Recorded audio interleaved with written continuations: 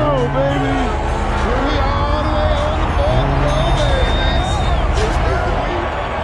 Yeah.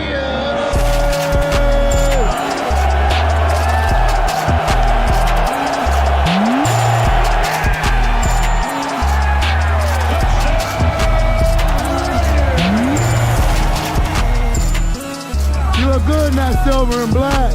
Talk about the game, so I'll be handing out cards and everything. I'll be at every Raider game. So.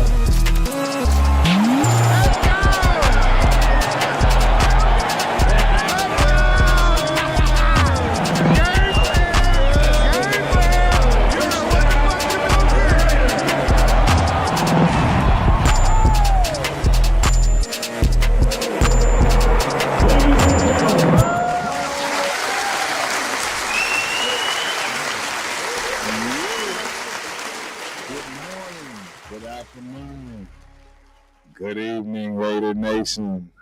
I totally just screwed that up because I didn't give my man a chance because I didn't have my settings right.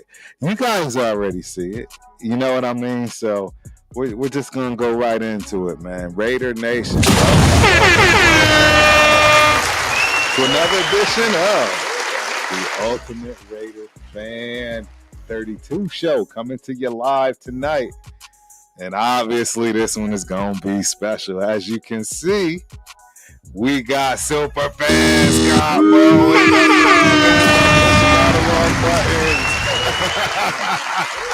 Man, I cannot wait to have this conversation tonight. I mean, we're going to talk about it all. If you don't know, now you know. This man has been to pretty much almost all the stadiums away and home in terms of watching this thing we call Raider Nation. And definitely a special place in my heart to Mr. Scott and Cammie. So shout out to Scott. Welcome in the building. Welcome in the building, brother. How's it going? Man, I got no complaints except I always like to start with the mask on, but damn, it's hot. It's hot. I mean, where I'm at, it's not Texas hot, but it's hot. It's not Vegas hot, but it's hot. Absolutely, man. Oh, but it's been a good summer, baby. It's been a real good summer. How about you? You know, I can't complain, man. Life is doing what life does. You know how that goes. But this season, man, I really don't know what to expect, man. Let me make it easy for you, baby. What's today's date? Today is August 12th, 2025. Yeah. Brother, it's August 12th, not December 12th. We're going 17-0. You asked me today, we're going 17-0. We're taking them all. I hear you, boss, and I believe it, man. I know how you feel. Man, you know, it's going to be a tough one for you and I because I don't think you've seen me in this state.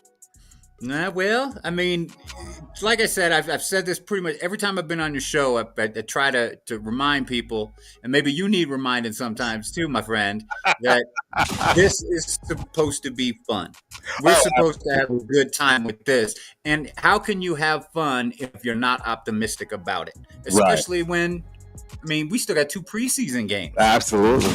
You know? Absolutely. So to me, and you know, I told you beforehand, we took our grandson on vacation, and I did not get to watch the first preseason game in its entirety. Right. Because he's at that age now where he likes escape rooms. Yep. But I caught the highlights, you know, and saw some of the sped up versions of the game, and I understand that there's plenty to not like about it, but if you're pressing the panic button after the first preseason game, right. What are we doing? Wait, Ashton Genty's a bust because on 3 carries in the preseason. I mean, get out of here with that, you know. So yeah, I'm still optimistic. I'm going to stay optimistic. I do this every year. I go, okay, we're going to go 17-0. If Right. we drop the first game, I'm going to tell you we're still on track for 16-1. You got to look at it like that. This is supposed to be fun. Right. Nah, I'm with you, man. It is supposed to be fun, and the problem I'm having is, me, I'm Mr. Optimistic, man. I've always been optimistic, and I feel like sometimes that whether they know it or not, and in this case, I don't think he knows it, but that's the front office. That's Mark, the owner himself. They take the joy away in terms of, some of the constant mistakes. You know what I mean? And my head has always been positive from day one. Right? And now it's like at some point he's got to get it right. There's a lot I've been thinking about, and I'm not saying this is not his fault. I've been using, people building things for their quote unquote children, right? And handing some things down, and it doesn't necessarily make a whole lot of sense sometimes, because what if your kids don't want it, right? What if they're not interested in? And the truth is, Mark is just not a football dude. Right. And I'm not saying he's not trying, right? Because he's trying. He's done. I've been shocked at, how generous he's been, how opening of the wallet, all those good things, man. But I'm going to take just 1 second to disagree with you. Yeah, absolutely. You should. When you say Mark's not a football dude, right. He's not a football dude when you compare him to his father. But then again, nobody is. Correct. Right? Now, let me ask you, when Cliff Branch and Al Davis were having some problems with his contract, do you know who Cliff Branch's agent was? It was Mark Davis. So no. Mark has not been, working at P.F. Chang's this whole time. He's been around the game. He's been around the players. He knows a bit. And what I like about him and respect about him is that he is smart enough to say, hey, I don't know everything. I don't have that experience base. And so he tries to bring in the right people. Unfortunately, it hasn't worked out. Yes.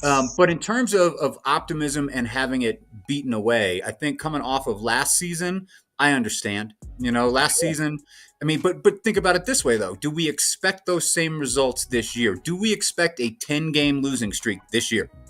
No. Do we expect to go almost 3 months without a victory? That was an anomaly. That was crazy. That was almost historic. So I don't expect a repeat of that. I understand because last year was a beatdown. Last year was tough. When it got to be 6 games, 7 games, 8 games, 9 games, 10 games, it was tough. But man, it's a beautiful thing. It's everyone's 0-0, right? No, you're absolutely right. Hey, you want a silver lining for that preseason game that everybody's so mad about? We're still undefeated. You're right. And you're absolutely right. It'll be 0-0 come September. No, you're absolutely right. Yeah. My thing is, man, it's just, I think, it's like I said, the fun for me, because I've been constantly on the positive side. I've always been the one to give the benefit of the doubt. I'm talking all the way up until where now I start to feel a little insulted. Right. Because, and don't get me wrong, it's, and yes, I am serious in some ways, because this is the biggest ticket in NFL. It's expensive as all heck for us to pay the hard-earned money we pay to go watch these games, man. And I don't think we got our money's worth last year. You know what year I think we stopped getting our money's worth? When we lost to the Bengals. I think that was our high point. Yeah. That was still a bad call. That was still a bad call. He was out of bounds before he released that ball. You never tell me otherwise. That was a bad call. Yes, I agree. 100%. But in all honesty, man, I don't think we've ever, that was the highest point we got. And it's been downhill ever since. And that's why I say, I'm not saying this man isn't trying. I'm not saying. Yeah, go ahead. Let me ask you this. Okay. If we're talking about, last year was a beatdown and we've been downhill ever since. Fantasy draft. You got two choices. You taking Gardner Minshew or you taking Geno Smith? I'm taking Geno Smith all day, bro. Fantasy draft. Are you taking Zamir White? Respect Zamir. I'm still a fan, but are you taking Zamir White as your starter or Ashton Genty? I mean, I'm gonna have to take Ashton Genty. You're gonna have to. I think it's not just that I think Mark is trying, and I do believe that he is. Actually, this is the kind of where I was trying to go earlier by saying he's been around the game. Right. Is there is nobody in football right now, except maybe Josh Allen, right, with a bigger monkey on his back. Yes, because Mark Davis wants to win a Super Bowl so bad because his dad won 3, and Mark Davis, at least in parts of the media and in parts of the fan base and in large parts of the NFL, isn't taken seriously. Right. And he won't be taken seriously until he gets that chip. Yep. So I don't think there's anybody that wants it more than Mark Davis does. Right. Because like I said, the only other guy I can even think of with a comparable monkey on their back is Josh Allen. Right. That's the only guy that's even close. Yeah, no, I think you're right. So I'm going to take a real quick short break here. Chat lives always matter. Peace, man. GeoMax in the building. Raiders. Appreciate you for coming through. Hope you enjoy the show. We got my number one main man and moderator, Sack Town. Raider Mike is in the building, too. Scott. Hey, GeoMax. Raiders better beat the vaginas of the Niners. Yeah, I don't think that's going to happen. We'll talk about I think it will. I think it will. You got my brother, man. My ace, Coon. We got Chris in the building, man. Protect the Shield podcast is in the building. What's up, Chris? We got another one, man. My ace, my right hand, my co-host, man. We got Raider Twins playing Angelo in the building. Check us out tomorrow night, 10 p.m. Central Standard Time. Knockout Canvas, baby. And that's our little quick section of Chat Lives Matter. We'll obviously continue to shout people out and questions, right? All that good stuff as we go through, man. But I want to continue, man, because I want you to flow tonight. I want to know what you want to talk about. I've honestly been dying. I had all of this stuff written up, right? I told you I was going to get all, man, screw all of that stuff, man. I want to hear what's in your brain right now. How you really feel like, and I'm glad you are still positive, Hey, chat, Terrence also knows that I tend to ramble. yeah, I love it. We'll start right there. You don't think we got anything for the 49ers? I don't. Who do they have at receiver now? Well, who do they got? That's very true. That's that's true. And admittedly, it's hard to call. It's a preseason game, so is their third string better than our third string? That argument every year, but I don't look at that team and see the 49ers that I saw the last couple years. Right. They don't have Debo. Ayuk is hurt again. I mean, what is it? Jennings wants out. True. I mean, that's a team that's got some issues, and I don't see them. The last couple years, they've kind of been a powerhouse, and I don't see them that way this year. I don't. I see a team who, unless they really hit on some draft picks, make some major, that's a team whose window is closing. Right. That's what I feel like. No, I don't disagree there. I think the same, that the window is absolutely closing. They got to make some moves real soon here. Yeah. They're capable. I mean, their problem is their own division. I mean, I'm going to be honest. The Rams, man. I think with Devontae Adams, Bukin the Kua, they got a running game. It's going to be interesting. Yeah, go ahead. I'll give you an unpopular opinion since you brought him up. Yeah, I still got love for Devontae. Hey, a lot of people don't have. I still have love for Devontae. I really do, because you could be mad about the way he left, and I understand it. I get it. We're coming off of a Week 4 win against Cleveland. I was at that game. Right. It was the weekend last year of the Bolitnikoff Foundation Crab Fest. It was a great weekend. He didn't play that game. We win. He comes in Monday, Tuesday, and says, "I want to be traded." I can understand being mad, having some resentment for that, but it doesn't take away from the fact. Don't let it take away from the fact that when Devontae was on the field for us and he was wearing the silver and black and he had the Shield logo on the side of his helmet, he gave us every goddamn thing he had. He did. So, He did. So I know, hey, unpopular opinion. Some people aren't going to like it, but I don't think of Devontae the same way I think of Antonio Brown, the same way I think of Randy Moss. You know what I mean? I still got love for Devontae. Nope, that makes a lot of sense, and that's fair, bro. I agree. I think that's very fair. It's you know, and some people were rubbed wrong, right, on how that went down. Yeah, you know, it is what it is. I wasn't upset. No. I thought everything, you know, went the way as good as it's gonna get based on, and this is the thing, right? Because it took me a long time to comprehend it, and this is another reason why I have a problem with what's going on. We can't get superstars because of the way we treat them. You see what I'm saying? This is I'm gonna get the back. The only reason we got him is because of obviously his boy. Yeah. Literally the only reason we got him. Which is why I still have love for Devontae. I have no love for Josh McDaniels. Just like the rest of Raider Nation. Yeah. I won't talk about it's off Raiders for a second, but it affects the Raiders.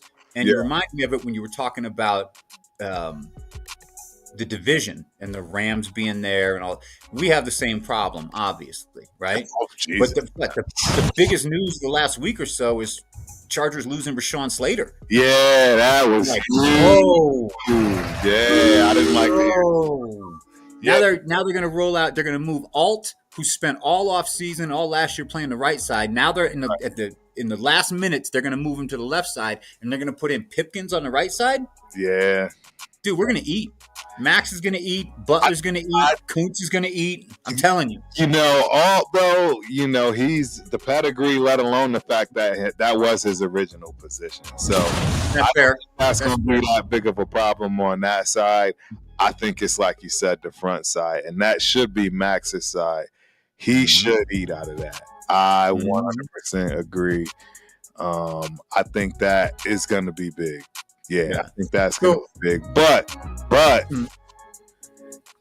that's in the passing game. We don't have a running defense. Yeah, true. And they got Najee and they got Amari Hampton, but it hurts that too. They got who I consider to be the best running back in this draft. Actually, I had it 1A and 1B. I had Amari and Hampton 1A, and I had 1B for Travion Henderson. That's what I had as the top running backs out of this draft. Right. And I think they're already showing it. I mean, specifically, obviously, Henderson. I mean, and that's the difference, right? That's the difference between, like, you picked him at 6. I don't think you have a problem now after you see that type of production immediately right out the gates. But picking Ashton Jeanty, who looks, quite frankly, honestly, like a midget out there, you know, he's all you keep hearing is he's so tiny, like he's a little baby or something. It's I don't know. It's just going to be tough for us to live down picking him at 6, in my opinion. I disagree with your assessment of him, but I understand how you feel because the size of the running back is what's bothering you, and you got some background in. I get it. It's not just the size though. It's not just the size. It's his style of run with what we currently have, right? Which is why I didn't think it was a good pick at 6. We don't have an offensive line. I think we can see that now, right? We got JPJ, who that's a whole nother conversation as far as him supposedly being our center. Now we'll get to that. You see what I'm saying? So there's just a lot of things going on right now that don't fit. It doesn't mesh. Yeah. And I mean, the most obvious thing that I think everyone is literally it's going over everyone's head, our schedule. It is mean. Brother, we're going to New England to play a 10 a.m. game for the opener. That's a win. See, and I wish I had that optimism. That's a win. Could chalk that one up. Another reason why I'm a little upset. Now, look, I've been talking about this, and I'm going to continue to preach it because I want people to see the stark contrast and difference. You look at how Mike Vrabel, who Turf wanted as our coach, I'm going to keep it a beam. I wanted him because I knew, he's absolutely every bit of a player's coach, just like Pete. He played the game. Right. But most important, he's a young, hungry, defensive monster. That's the right way. There is no playing games. It's win or go home. And Pete right now is coming with this attitude to try to, I guess, make everyone feel comfortable that he's old, right? With doing young guy things and running around tackling dudes on the field and practice. Like, dude, you're going to put yourself in hospice. Like, are we? Like, I mean, Mike Vrabel was over there. Those guys are in intense fights because they're getting after it. And you saw what they did their first preseason game with the two. Right? You see what I'm saying? You see that attitude? And I know more than everybody. I shouldn't say more than just like everybody else that's played this game. You are going in there for war, buddy. It ain't no fun in games like you like it to be. You know what I'm saying? The way you make fun in games is by making it as tough as it can possibly be so that the game is that simple. That's how you and we're not. But doesn't Patrick Graham give you something like that? He did, but I don't know. I think Pete Carroll is making decisions right now. I think it's got to be everything falls on the head coach, right? It fell on AP. Sure. It came down to the decisions that were being made. I just think that Pete Carroll is making some terrible decisions, man. But, and you know, I agree with the whole offensive line side of things because, I mean, by week 6 we might get it together, and we'll probably be 1-5.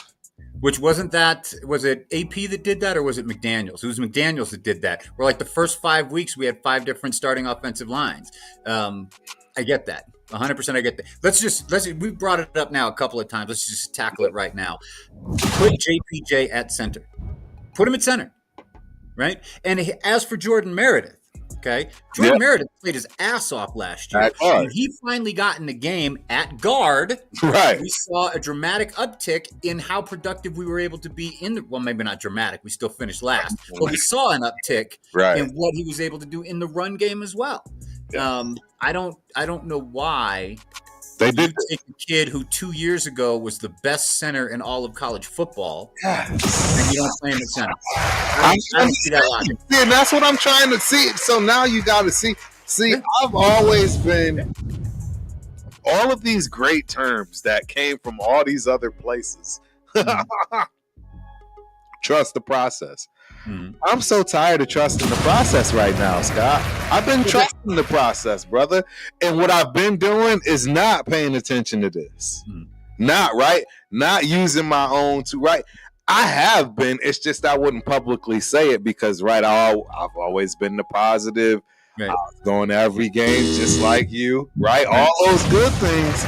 And it's at a point where, man, all our money's paid for us. No playoff games. We got one playoff game. Yeah. Well, here's the thing about the whole trust the process mantra and why that needs to be put to bed for a while is how many different processes have we been asked to trust in the last 5-6 years? 5 or 6. It's a new one every year. Sometimes it's a new process in the middle of the year, right? And that's why, when I was on your show last, we talked. It was right after Pete got hired, right? And I told you I was not a fan of the move. And it was because of his age. It has nothing to do with can he coach? Is he a likable guy? What's his? It's none of that. It's the fact that I wanted us to get somebody who we could stand behind for the next 5 years, 8 years, 10 years. And Pete ain't that guy. I agree. But having said that, he's the guy. He's who we got. He's the guy, right? And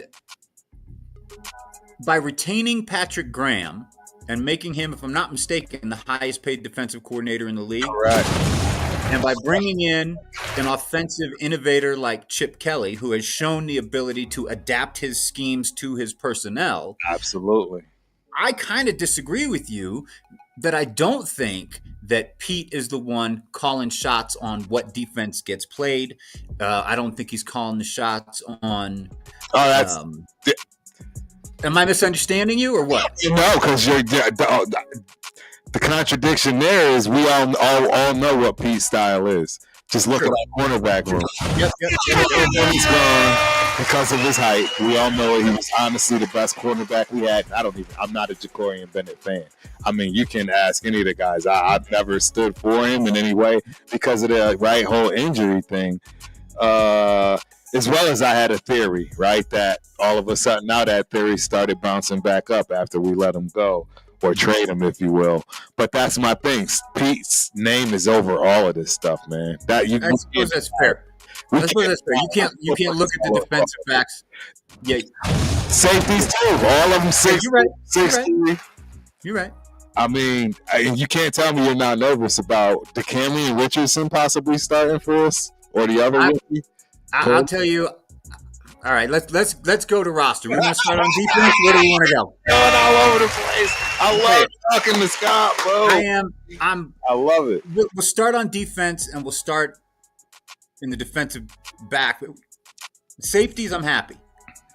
I like Jeremy Chin. Yep. I like him a lot. He's a hell of a player. I like Polamalu. I thought last year when Epps got hurt and Polamalu had to come in, you could see his growth throughout the year. And he just got better as the year went on. And he's big and he's rangy. I like Polamalu a lot. I don't know that I like the depth behind him, even with signing Tremaine Edmonds. Wow. I don't know how much faith I have in Edmonds to stay healthy. Or to produce at his previous level. I don't know. I don't have much faith in Chris Smith. I don't have much faith in Trey Taylor. I just don't. So I like the starters, and I like them a lot. I feel real comfortable with them at safety. At corner, go ahead and name me a corner. DeCamry and Richardson. Okay, he makes me nervous. Name another one. What is this? The new kid? Eric Stokes makes me nervous. Stokes.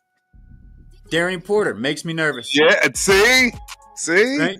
They all make me nervous. I ain't gonna lie. They all make me nervous, right? But why does it make us nervous, right? Is it because we've had the time and the ability and see how good they are or are not? No. It's because we fear the unknown. We don't know what these kids can do, and we've been burned. Let's be honest, we've been burned. Right? As burn gets. I agree. So am I gonna lie to you and say, yeah, I think we got them locked down? I thought Jacorian Bennett took a big step up last year before he got hurt. I thought he was playing really good ball, and then we trade him away. So I understand that. Pete, because I have this in common with Pete. I don't know if you remember, but I didn't like Amik Robertson. Right. Not for any reason except for the fact that dude was 5'8". Correct. He was a hard worker. He was a ball player. I've got respect for him. And when he did his thing, I gave him his flowers. But when we drafted him, I went, what are we doing? Because he's 5'8", right? So I got that in common with Pete, that I like the tall, rangy, fast corners, but we got a group of guys. Let's put it. We have a group of unknowns. Even Stokes, who's got some run. Before he had his injury problems, he's still an unknown. They're all unknowns. Every last one of them.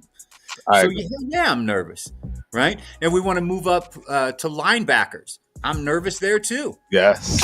They're saying that okay, we moved Jamal Adams, who's had significant injury problems, right? And Jamal Adams looks great. Cool. For how many weeks? Right? Yeah. Devin White. They say, Devin White looks great. Devin White had 2 interceptions today at training camp. Yeah. Cool. For how many weeks? Right? And the funny thing is the guys that have typically stayed healthy, Jermaine Pratt, Landon Roberts, We don't hear anything about them out of training camp. Now, is that purposeful? Is that, wink nudge with the beat writers? Hey, Right. don't talk about these. I don't know, but I know it doesn't inspire confidence when the people that are the linebackers that are getting the most run and getting the most pub and getting the most hyped are the guys that might not be there in week 7. Right. I don't like that. That makes me nervous, right?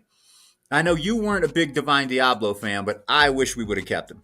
I wish we would have. I like him a lot. Yep.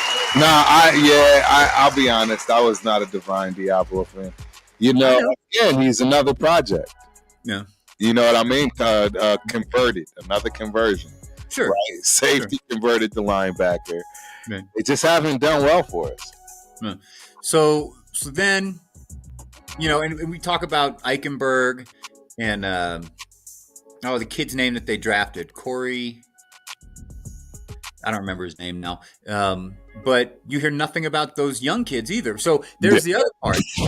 When you look at Jamal Adams, now Jamal and Devin are young still, but they're the injury-prone ones. You look at Pratt, you look at Roberts, they're not entering the prime of their career. No. So I feel like we've got injury and age to worry about. We've got the unknown to worry about at corner. We've got the possibility of injury. And look, it happens. We've all seen it happen. We've all had a favorite player. He was our favorite player as a kid growing up, and we're watching and we expect the world from him. And one day we realize he just woke up old. Right. Right. For me, it was Terry McDaniels, by the way. Yeah. But so I've got those concerns at linebacker. I'm not gonna go pie in the sky it and say, oh yeah, we've got. I saw somebody. Oh, who was it? It was I think maybe it was Deshaun Reed, or I'm not sure, but they said, well, linebacker is probably going to be a strength of this team. Right. I don't buy it yet. No, I agree. I mean, I thought it's going to be the strength of our team, meaning it's the best unit we have on that side of the ball. Yes. I mean, So I'm nervous about that. I'm concerned with it. Make no mistake, you know me. I'm positive. I'm not just a fan of the organization, of the team. I'm a fan of these individual players. I've had interactions with some of them. They're all been really great to me, great to the grandkid. Right. I cheer for every single one of them. So if I'm saying something, hey, this makes me nervous, I hope if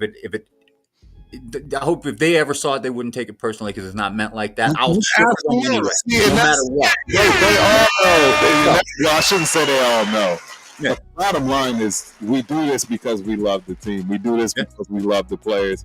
We don't want anyone to be unsuccessful. But the reality is we also, want to be realistic and give true, honest takes on how we feel. And there's no hard feelings. For me, it's always about your play. I'm attacking the play. I'm not attacking the person. Right. That might sound strange to but I don't get it. But I'm never attacking the person personally. I'm 100% talking about your play. You know what I mean and how you fit in. Now you as a person messing up the locker room and things like that, then I got to talk about it. You know what I mean? Right. But outside of that, it's about what you do on that field. Right. So now let's round out the defense. We get to the defensive line. Obviously, Max is money, right? Max is Max. My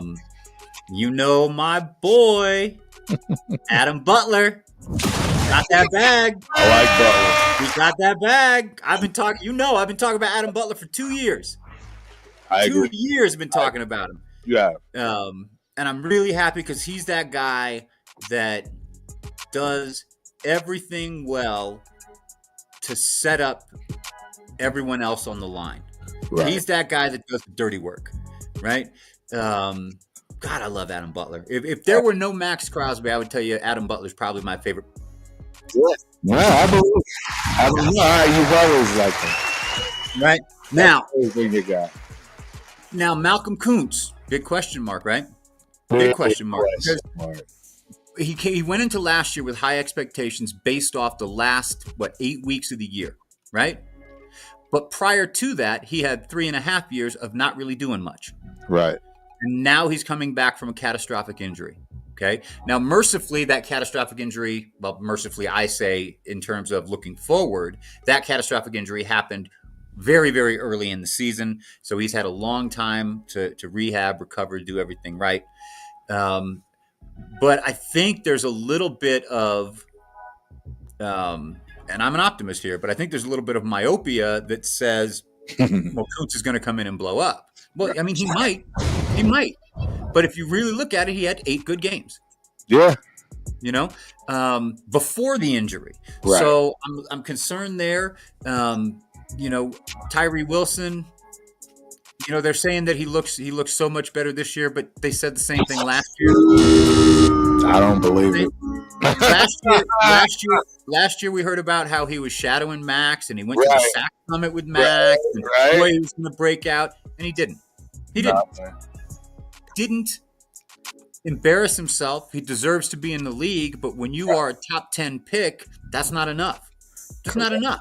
You can't be a top 10 pick rotational piece. And there's a reason Malcolm Kuntz is still ahead of him. Correct. Coming back off of that injury. There's a reason Kuntz is still ahead of him. Absolutely. I'm interested to see this Ja Joyner kid. Yes. He's from Connecticut, man. Shout out Ja. Yeah. Danbury, Connecticut kid. If you know about CT, man, it's hard to come out of Connecticut playing football. Man, in terms of his measurables and how he tested and all, he's an intriguing prospect if he can put it together with the skills, really, right? You can have all the traits in the world, but if you don't have the skills, who cares, right? So I'm interested in Ja Joyner, and then, like I said, I did not see the full game against the Seahawks, but I heard that Tonka Hemingway looked good. Yeah. Yep. Yep. People were very pleased with what they saw from Tonka. No.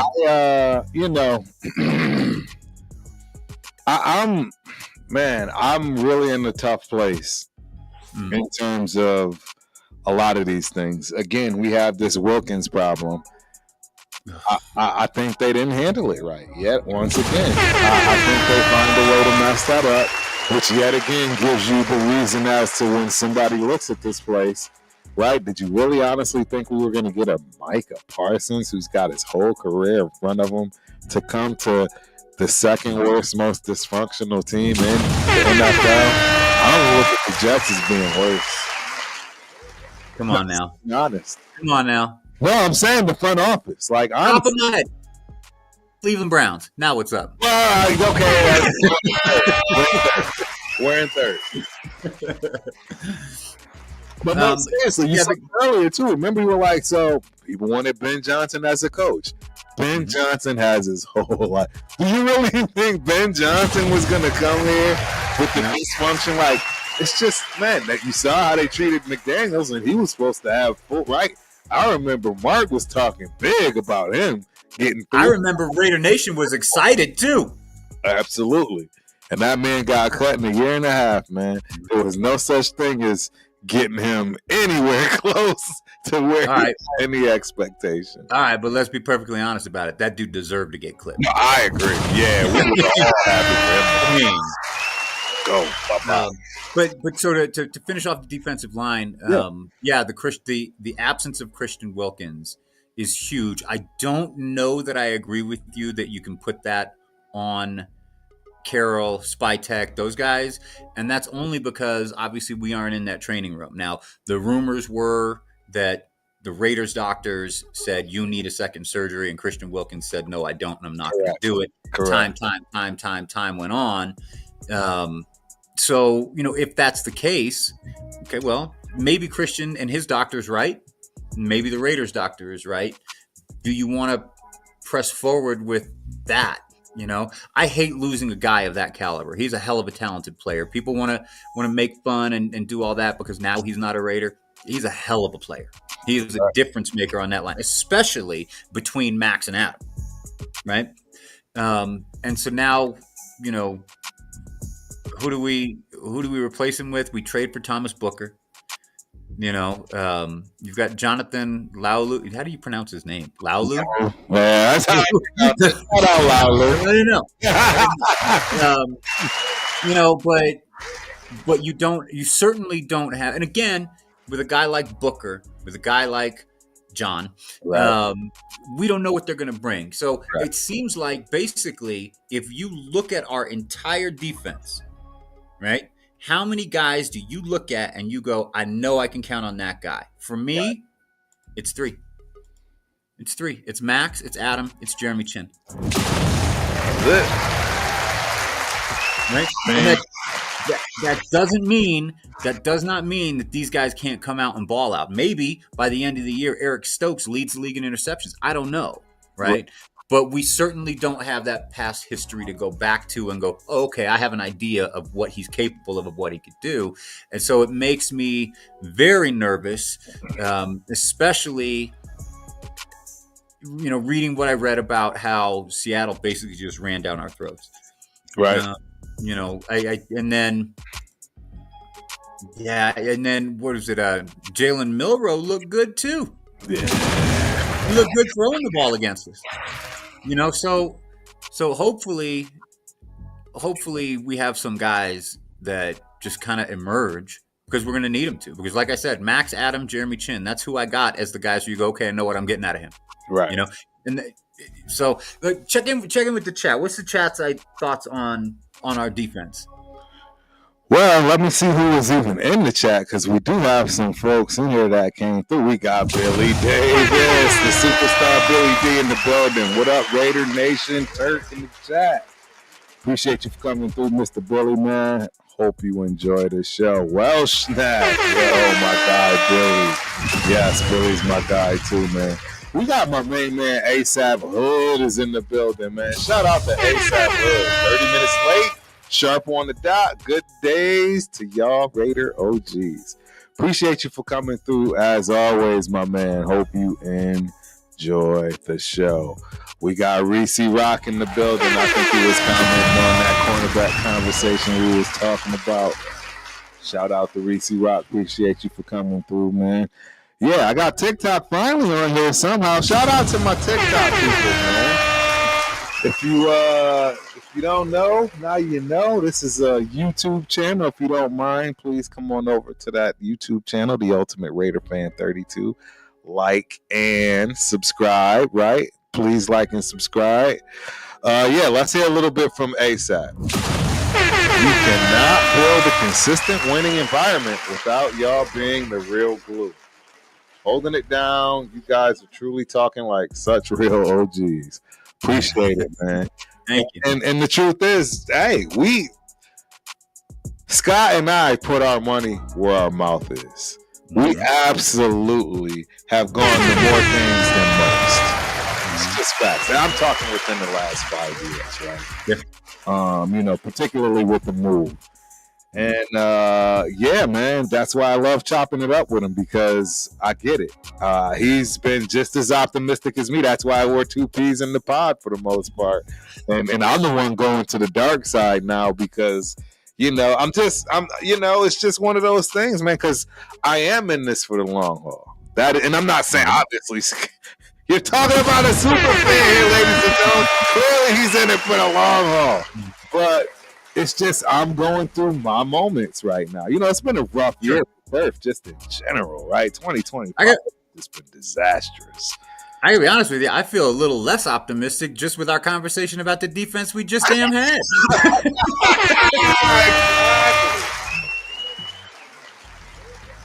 So, yeah, I don't know. Turf is definitely in the unknowns in terms of what people would consider to be negativity, but the truth is, I think I'm just being a little bit more objective. I'm no longer, like burying my head in the sand, right? I love Ashton Jeanty. I think he's going to have a good career. I just don't think he was the best running back in this draft, and I get plenty of reasons as to why. And we're all going to see them. That's the thing. You're not going to have a choice. You don't just learn how to block overnight. See, but here's the thing. Just because you said you feel like you've gained objectivity. talked to and seen too many people that take that and they go, oh, well, I'm just objective now. This team hasn't won consistently in 20 years. Yes.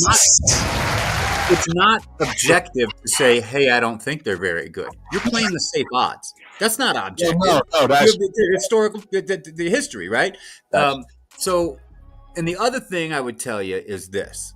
One of the reasons why I am intentionally optimistic is I don't want to go to a game with a sour face and steal somebody else's joy. That's true. That's very true. We could sit here and have conversations and go, yeah, you know what? I really don't know if this guy's going to work. I didn't like Amik Robertson. Say, use that for an example, right? But I've seen too many people say, oh, well, now I'm objective. And so then every single one of their takes is negative. Right. And they get to be like a dog on a bone with it. You know what I mean? It's like what I like about you. One of the many things I like about you, my friend, is that you can state your point. Yes. Right. And then hear somebody else's point, and we can move on, and we can do so in an amicable way. Absolutely. I take you back to the freaking civil war within Raider Nation regarding Derek Carr. That's a bad one. I don't know if we'll ever have another war like that ever again. Right. And what I don't understand is, why do people get so entrenched in that shit? This is supposed to be fun. Yes. Right?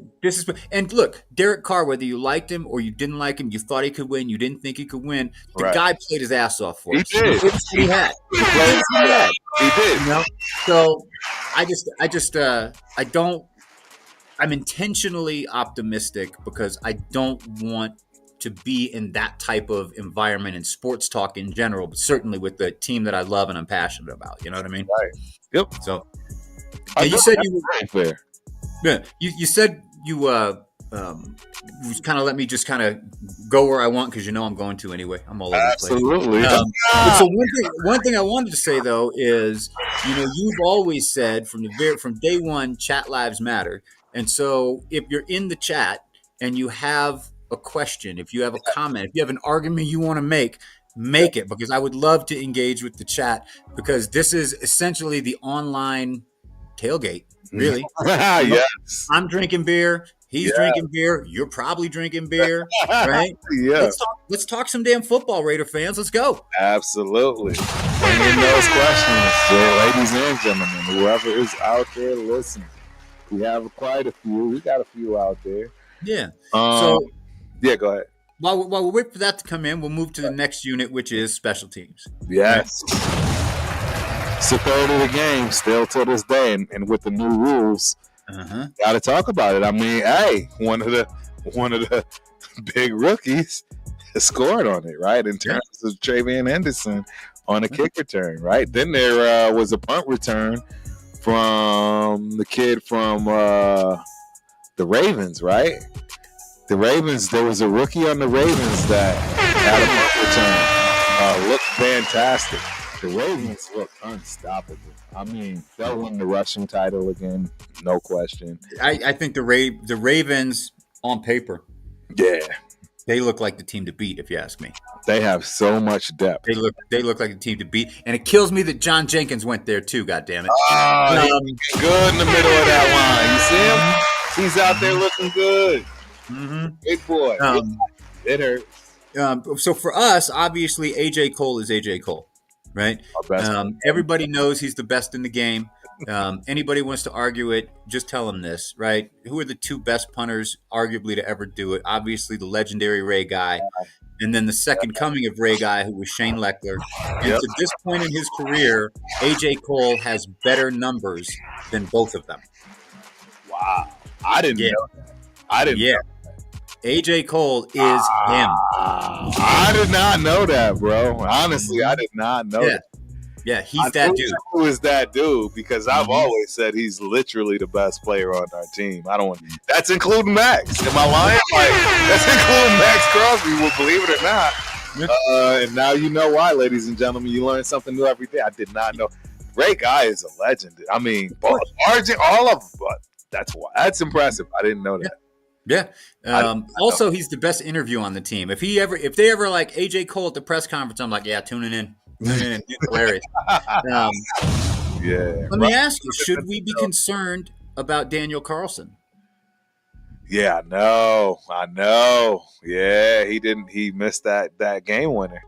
Right now, it was the game winner got blocked, and he missed one earlier in the game. Yes. Right, and I remember last year he wasn't as Mr. Remember, we lost to the Vikings 3-0, and I think Carlson missed 2 in that game. That was right? horrible. Man. Now, Yeah. I'm a Daniel Carlson fan, but I'll be watching him this year. You know, I think there's a reason why he hasn't been extended yet. You know, it's a good argument.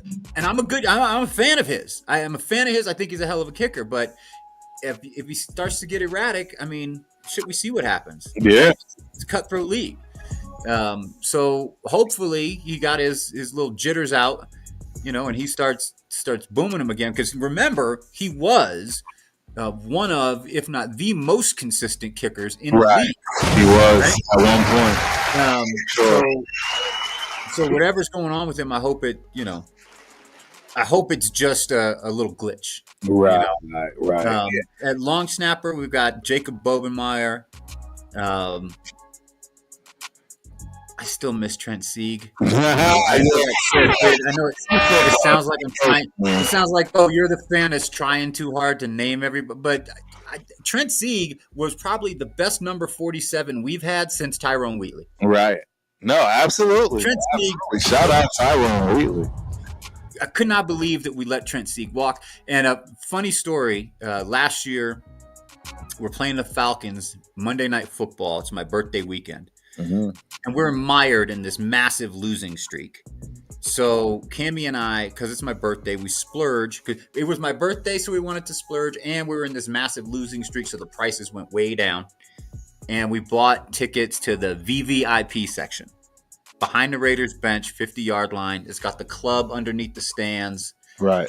And it's got this little, they call it like a little patio, but it's just field level. There's a bar for you to set your drink on, and then there's the field. Right? And so I am loud. And so I'm yelling at everybody. But I'm not that guy, like, if you come off the field, you had a bad play, I'm going to start heckling you, right? I'm yelling, hey, don't forget you're the best in the world, all that kind of encouraging stuff. So then Bobenmeyer sits down. Mm-hmm. He's got to be third quarter maybe. And I'm yelling, and he won't turn around. And he won't even give me one of these. He won't give me one of these. Right, nothing, right. Nothing. I get nothing from him. Nothing. So then I keep, at that point, I've had a couple. I keep going, right? But it's nothing bad. I'm not saying anything bad. Right. So then AJ Cole sits next to him. Right. And I'm still going, nothing. AJ waved to me before he sat down, right? Right. And AJ goes to get up, and I yell, AJ! I said, help me out. Tell him Trent Sieg would have waved at me. And then AJ just fell out. And Bobenmeyer never did wave at me. Son of a bitch. He's the only guy I never got anything from. Right. Couldn't get anything out of him. That's hilarious. Now I want to go this year, and I want to yell at him, and I want him now to not give me anything. Right. He's the only guy. Like, I want to have that story still. You know what I mean? Yes, sir. But at any rate, when Carlson's missing, it's not because of the snap. No. When that kick was blocked, it was not because of the snap. So I have nothing bad to say about Jacob Bobenmeyer. He's doing a fantastic job. Probably even a little better than Trent's. Nah. Right. But and then who do we got? It's hard to really say anything about returns just yet because we're basically throwing the kitchen sink at it. Correct. There were reports out of camp just earlier this week that we've had Genty back there. Correct. Right? And you and I know Genty's not going to be doing that. No. So I don't know, man. I don't know. And then when you look at Trey Tucker's increased role in the offense, are you going to put him back there? Probably not. So where are we at? Are we back to Dylan Lobby? Dylan Lobby may not even make the roster. I mean, although He's the definition of a guy. that's game, but so what is your thoughts on Trey Tucker? See, I have mixed emotions. I know I'm definitely getting hated by some of the Raider fans that absolutely love him. I'm pretty sure he's got a relative that listens to us. I'm gonna keep saying it until they out themselves, so that because look, we've already said it. We already gave a disclaimer about the players, etc. But I get tired of people saying, "Well, he hasn't had a quarterback. He hasn't had this. They're giving him excuses." Brock Bowers had the same quarterback. Jacoby Myers had the same quarterback. No, that's a false equivalency, man, because Brock Bowers lives underneath.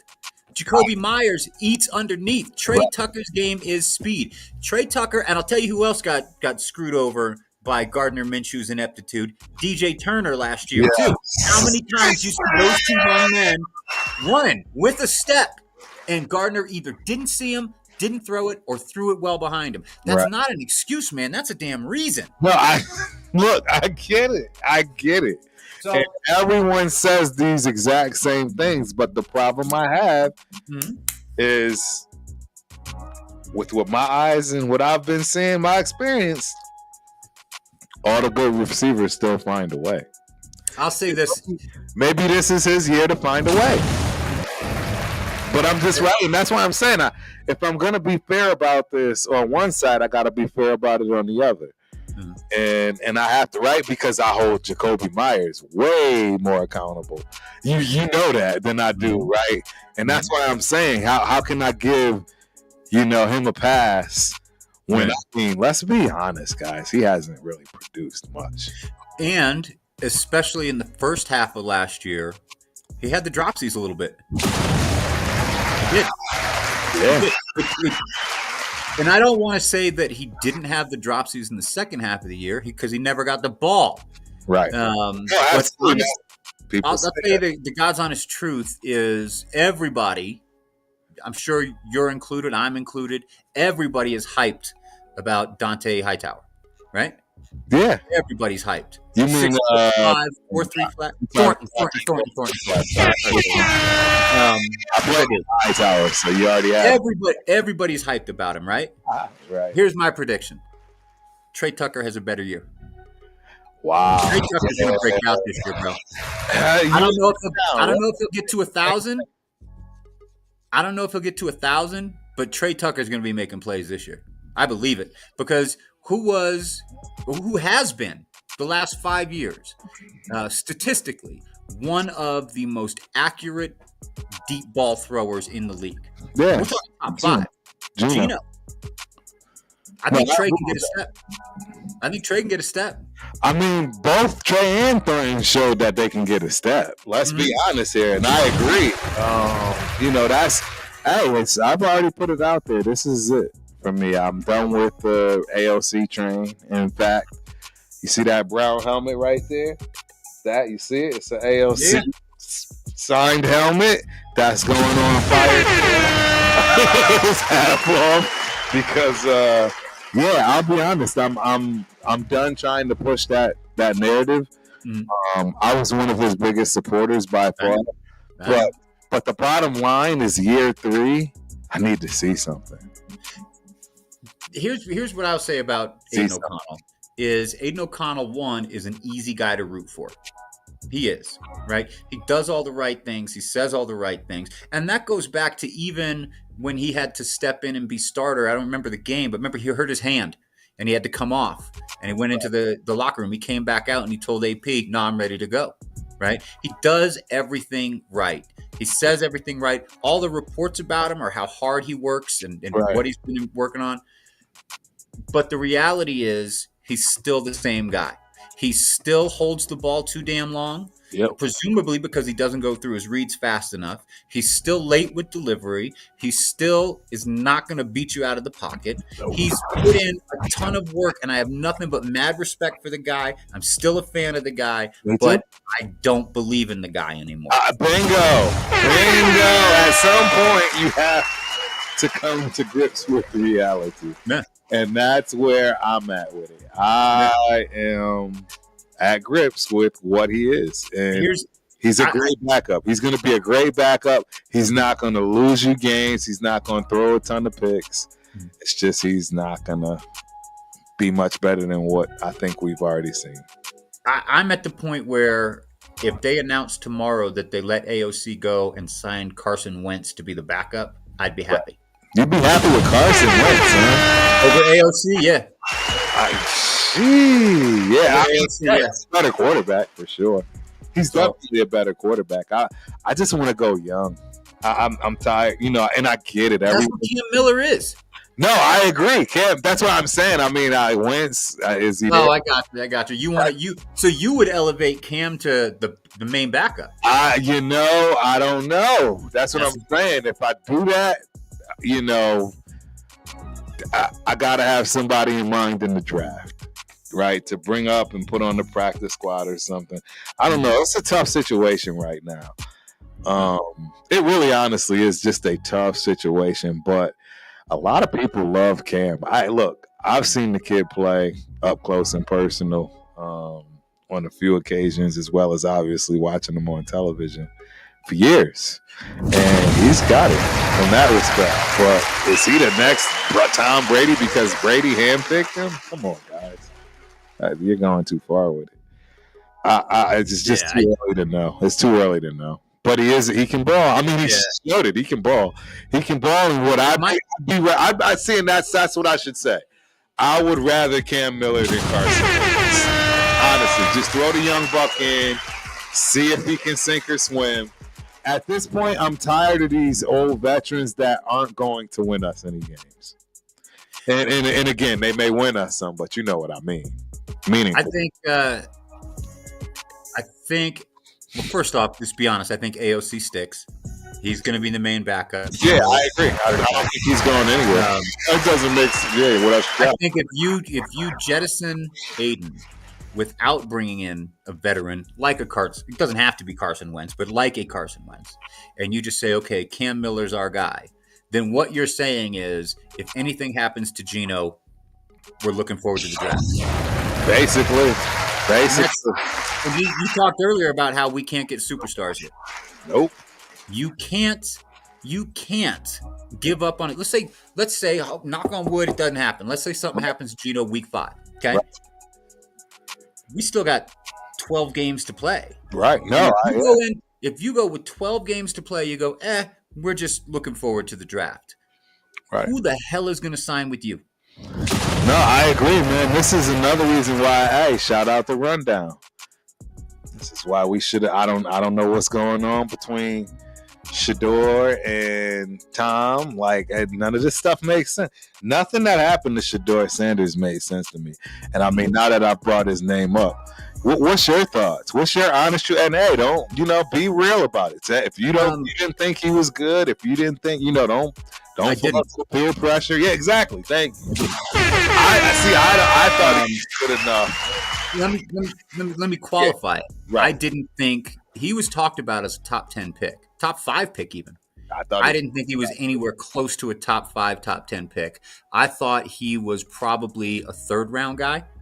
Wow. He hasn't shown the arm strength. He hasn't really run much of a diverse offense. He had the benefit of having arguably the best player in college football on the receiving end, doing all kinds of yak, right? What do you have? A barely winning record, and he's going to come with the media circus that he came with. He didn't even go to the draft. Decided he was going to throw his own party, right? Catered it out for $1 million. That's a hard culture sell. So I thought maybe 3rd round. I honestly thought that we were going to take him where we took Charles Grant. Right. I honestly did. I think everybody's a little. The people, definitely the Shador Sanders fans, are pissed off. And I would have been happy with him there. Right. I would have been happy with him there. But I don't think with all. And here's the other thing: is that a lot of it doesn't even necessarily have to do with saying that he's terrible, because I don't think anybody was saying that. It was just Nah, there were a lot of He people that ran. was he's not good. They Oh, they well, they're idiots. yeah, they chucked it up to his Yeah, daddy. they're idiots. Yeah. But you know, again, the offense. How many you saw the clips with him and Cam Ward before working out before the draft, Oh, yeah. and Cam Ward saying, "Oh yeah, I could have had your completion percentage, but I throw the ball downfield." Correct. That's coming from Cam Ward. Right. No, I agree. No, I agree. I agree to what you know.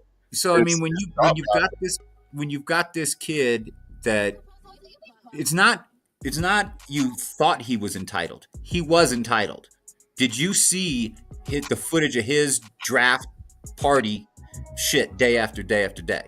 The kid was entitled, 100%, right? And then there's all the stories about how he's telling teams, "Oh, you shouldn't bother picking me," right? He's blowing off interviews. We can't believe that stuff. We can't believe that. No. Listen, if it was one story, I wouldn't believe it. If it was two stories, maybe I wouldn't believe it. How many came out? And There's no what happened to where there's smoke, there's fire, bro? Nah, not with this one. This one we definitely big time disagree, because Shedeur has been nothing, honestly, but a saint.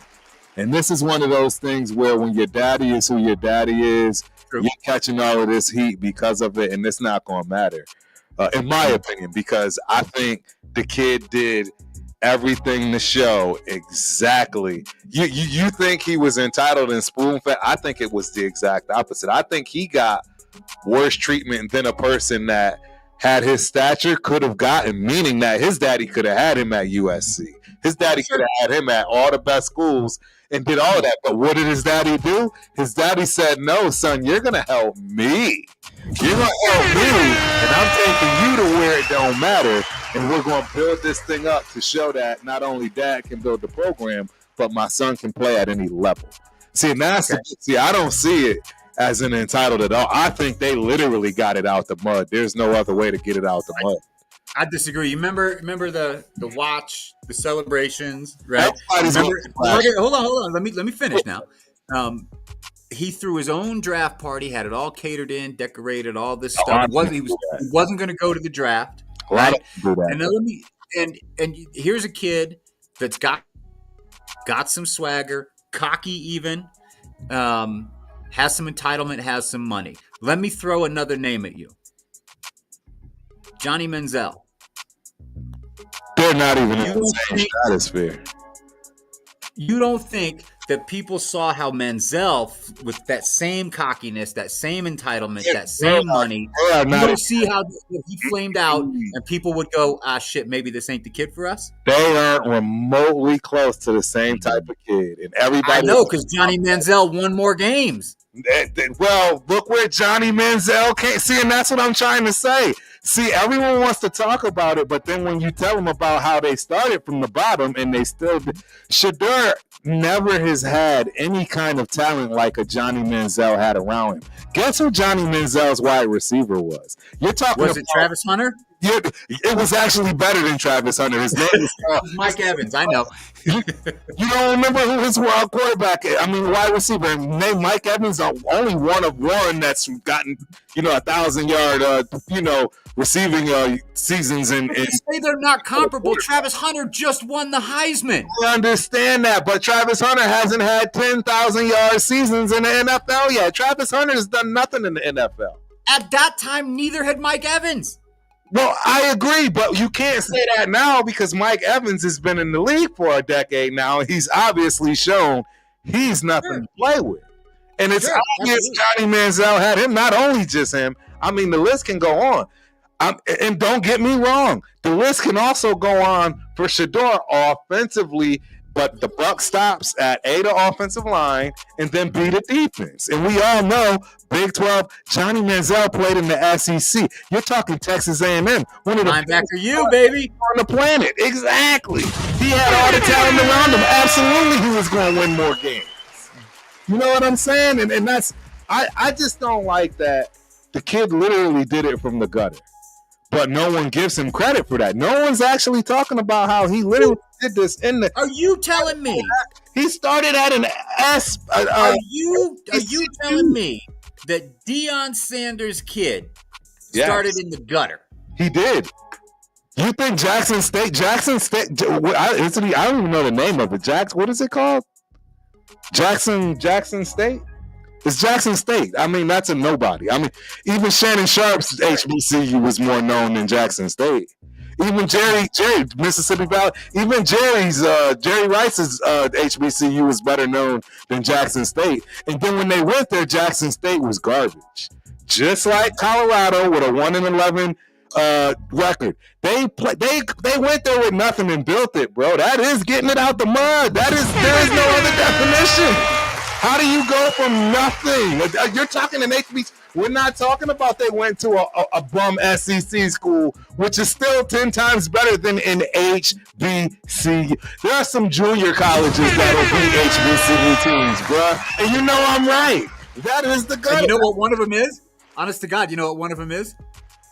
It's a feeder school for Texas A&M called Blinn College. It's where Cam Newton went. Isn't it in Nebraska? I mean, exactly what you're talking about. So, yes, that is the gutter. That's the gutter.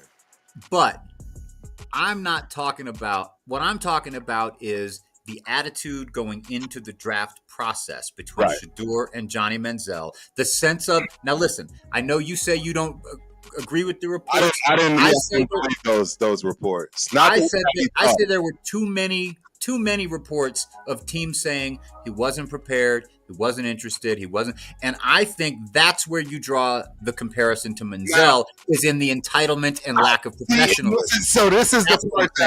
This is the part, Scott. I'm going to challenge you. I'm going to challenge you to go find all of his takes. Go find every last one of his takes on the podium. Anytime a reporter is in his face, go look at his responses. And you tell me that sounds like a kid that is a bad kid that went into an interview unprepared and all this other foolishness and nonsense. Now, what I will also make sure you are challenged on is, do you know what type of deal that he has? Say that again? Do you know what type of deal? Oh, yeah, he's got a bad deal. He would have made more money at Colorado. No. See, you don't understand. No, he's the first player ever of this kind of stature. He's the only player. He made more than any other player in this draft. Oh, hands down, just off of jersey sales alone. Yes, go check out his. I'll take your word for it. Go check out. I know. After that preseason game, he got a Nike deal. Well, he already had it. See, this is This is the other part of the problem of why the other owners did not want to sign him. When you go look at his contract, he gets paid for his likeness. He gets stuff that no other player has ever gotten ever in NFL of all time, ever. I didn't know any of that. This is what I'm trying to tell you. You got to start reading between the lines, buddy. I promise you, the Shedeur is not. We all know the knuckleheads. See, that's the thing. That's why it's so sickening for this narrative to this type of kid. You know what I mean? It's not, and this is where I think you'll understand. Do you think that Ruggs was a knucklehead before he did what he did? Exactly. And Shedeur is probably 10 times better of a kid, to be honest, because of the way he was brought up. You got to promise me something. Shortcuts. His daddy didn't let him get a shortcut at all. You got to promise me something. Yeah, absolutely. I have never seen you this worked up and animated. We got to talk about Shedeur Sanders every time I come on this show. No, because the problem is, of all the kids that should get a bad rap, right, that do come out way over all these things, he's none of those things. He's getting this because of his daddy. I think a lot of what happened was Deion made that comment about where they wasn't going. I guarantee you if Deion had to do that all over again, he wouldn't. Which that was bullshit, because Archie Manning said the same thing when Eli came out. I agree. Right? I agree. But that was bullshit. Even worse is he didn't say it. Meaning Shedeur didn't go tell his daddy to go running his mouth to say stuff like that. But now Shedeur's the one getting punished. That was one of those storylines that I really didn't like, because they were like, "Oh well, Deion said." Well, so did Arch Manning. Archie Manning said, "Well, Eli's not going to the Chargers. That's why he ended up in New York." And I really think the biggest problem is his contract. And I think if you go, well, you know what? That's what we're going to do. No, we're not. We're going to go to the chat. To see you get that loud, hell yeah, we're going to the chat. Hold on. differences. No, because I'm telling you, it's epic. So all right, so yeah, it's gonna take me too long to find it because you know what I mean? It's one of those things where it didn't come out for whatever reason, but after it finally went through, and then that's why everybody was like, "Oh wow," because he made so much money off of those 250 million or 250,000 in jersey sales. Something like that alone had made him the highest of all draftees, including the first rounders, because of the deal he has. And like, you notice how his brother gets to walk around with him everywhere on the field. That's all around. That's guaranteed. It's in his contract. He gets a percentage of anytime the NFL uses him. You know how the players can't get money from the NFL using him? Man. Shedeur Sanders is getting money from the NFL using him. Tip of the hat. Yeah, now you're starting to see different. You know, I'm always a fan of the players getting paid because they're the ones getting their next on the line. But what does the chat say about this? I'm interested. And that was an impassioned turf. I do agree with you though that you know what I mean. It's clearly the kid grew up with a silver spoon in his mouth. There's no question. I mean, you can't be Deion Sanders' son without that. And I'll tell you what, I don't hold that against him because if I win $1 billion tomorrow, you think my grandkid doesn't automatically have a silver spoon? No, you gotta get him the best. Of course you do. Of course you do. You wouldn't do for your kids? Of course. I don't begrudge them that. But the way that it plays out in terms of a team culture was kind of what was my concern with that. Right. You know what I'm saying? Nope. No, absolutely. We got Pigs in the building, man. You already know that's my guy, man. Shout out to Pigs. My man says so many top picks get crushed with unrealistic expectations. He can only go up from here. I agree, and I'm assuming he's definitely talking about Sanders. He also says, yeah, Sanders will be fine playing under the radar. Being a low pick is an advantage. I think, yeah. And if you listen to his takes, meaning Shedeur's takes, that's how he's viewing this. He's the humble one. He's like, dude, are you kidding me? I'm excited. You got people trying to say, oh, they set him up to fail. He's like, man, I appreciate the opportunity. You know what I mean? Like, it's okay. That's why I challenge you to listen to what he says.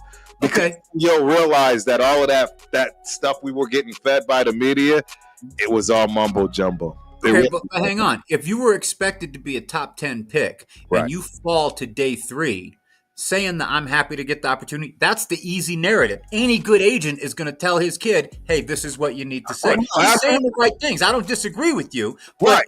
But he's also saying the textbook things that his PR person would tell him to say. And that's my point. So he'll do it there, but he won't do it behind closed doors to try to get a job.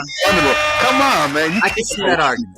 Yeah. I don't know if I agree, but I can see the argument. It wouldn't make any sense. I want to be the most public and, be the outstanding, but behind closed doors, be a menace. It wouldn't make any sense. It wouldn't make any sense at all. But again, I get it. Look, I understand people don't like the brash quarterback, and it's not a race thing. It's in some ways it is a class thing.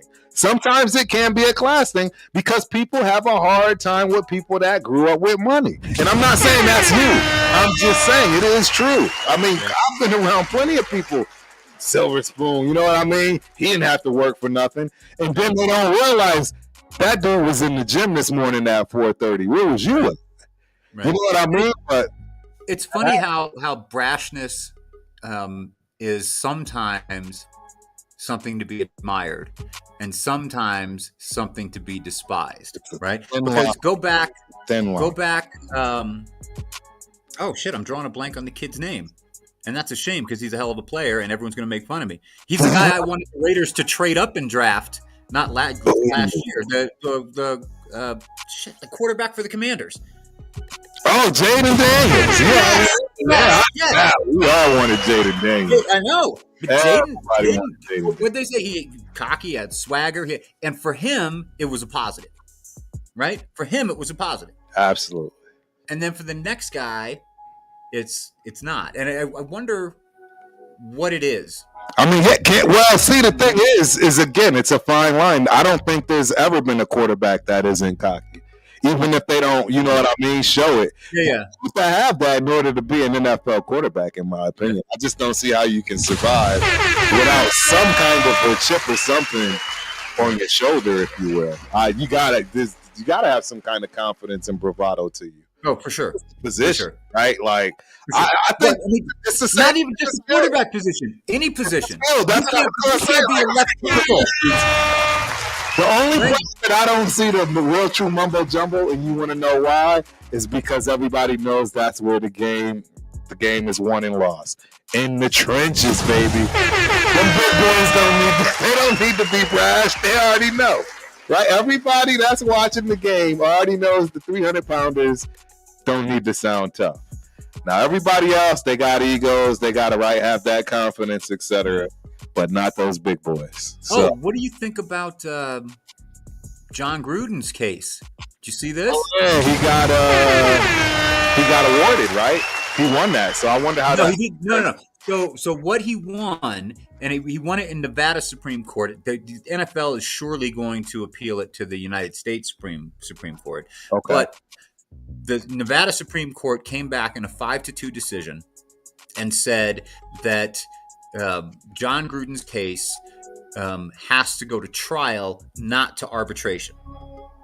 Because if it goes to arbitration, the arbiter will be Roger Goodell, and since Roger Goodell is a main defendant in the case, it would give Goodell too much power. Now, what that means?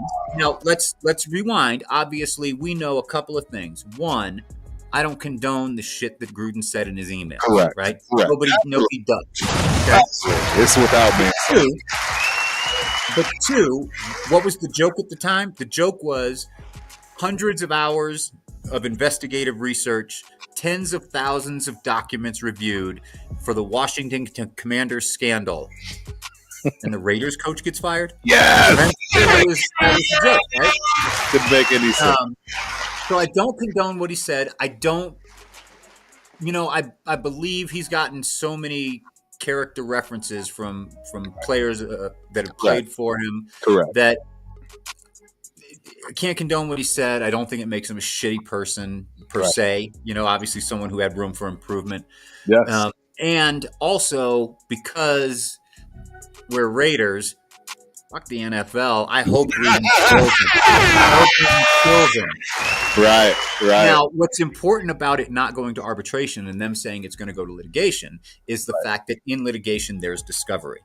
Right. And so his lawyers are going to subpoena all communication between the NFL executive offices prior to them leaking the initial round of those emails. Because for those that may have forgotten, they initially leaked some Gruden emails. Mark Davis stood by Gruden. We went out. We won that weekend. And then on Monday, because Mark Davis didn't fire him, the NFL released a second round of leaked emails. And it was after that Gruden was forced to resign. Right. So all of the communication that went into planning the release of those documents and why those documents to the exclusion of other documents. Oh, and by the way, all of the documentation that they may have found when investigating the Commanders that they should have been focusing on. Right. All of that stuff would now be subject to discovery. And that's incredible. And that will also never happen. If the United States Supreme Court, if they go that far, if the United States Supreme Court says, we agree with the lower court's ruling and this has got to go to trial, the NFL will settle with Gruden for 9 figures easy. Easy, yeah. And give him a path back to the sideline. Oh, 100%. 100%. They'll have no choice. They'll own the league if not. Yeah. He wrote for the NFL. Yeah. So it was a huge decision. Decision. And the only last obstacle is if they take it to the United States Supreme Court. One, will the court hear it? Right? Because if the court doesn't hear it, then the lower court stands. And if the court does decide to hear it, if they agree with the lower court, the NFL is over a barrel, man. Right. They are over a barrel. Done. Going for you, Coach Grew. Yeah. I mean, look, I'm not gonna say I was a huge Gruden fan, but I didn't hate the guy at all. I thought that team was ascending. To do it even before all of that nonsense. None of that. It's just, he wasn't our coach per se. We had gotten him and he had already won, right? I hate when you get a coach that already won. Well, I shouldn't say I hate it, but you just know. We have one now, man. What are you talking about? Well, that's because we needed something. Well, I thought we needed. I don't know if you saw that. Shout out to Raider Nation 510. I had posted Pete tackle Gruden today. I don't know if you saw that. His son Deuce, right? Isn't his son named Deuce? Yeah, Deuce. He's built like a freaking tank. And Pete tackled him on the grass today. Yes, shout out to Pete, just trying to get himself put in hospice. I don't know why. Dude, stop. And look, man, don't get hurt, Pete. That's all I'm saying, Pete. Don't get hurt, man. We don't need you in a bad spot, man.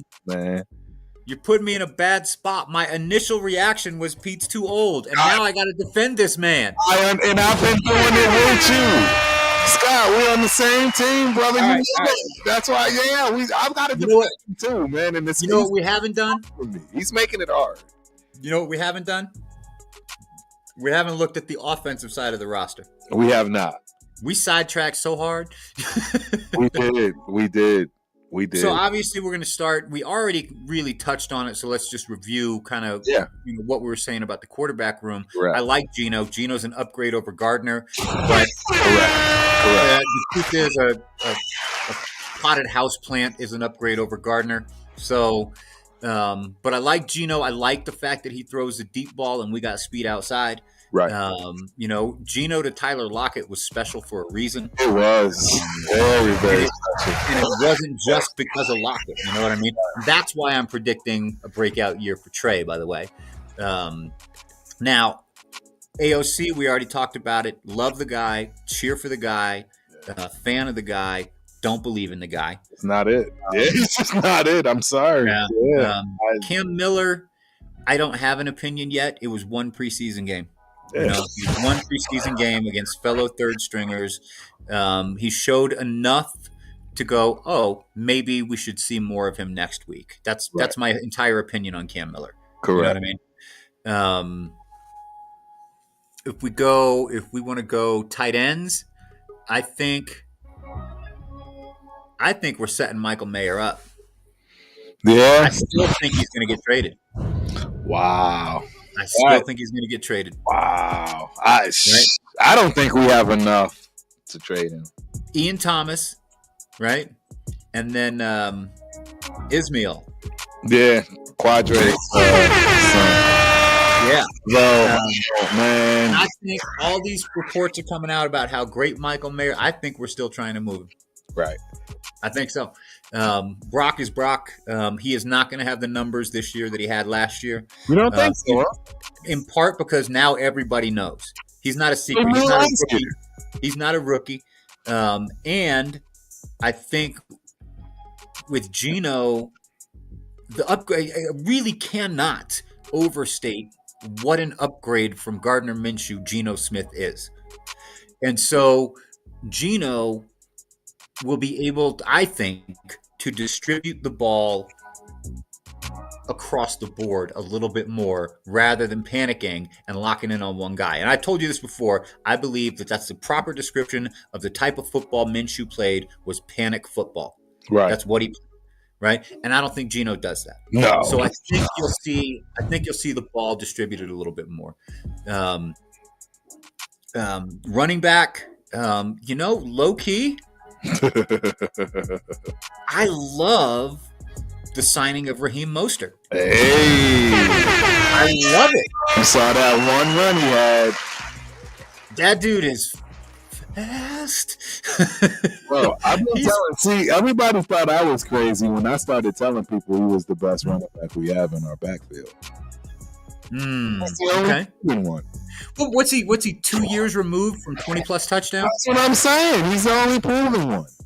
And he's literally got Olympic track speed. Yeah.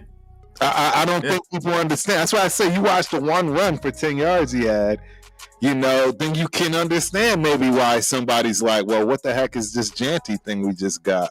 When that dude just got out there for one run, and you know what I'm saying, looked like he could, run like lightning, and Janty don't look like that. And you want to know why? Because Janty don't be like that. Don't bury Genty on 3 carries, bro. I'm not burying him at all. I think he's going to be a good running back. I just don't think he had any chance in hell to live up to what they put him in.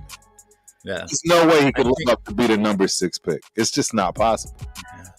It's just not. It's just not possible. I'm going to tell you why I'm going to hope and pray that you're wrong beyond just being a Raider fan. Yeah.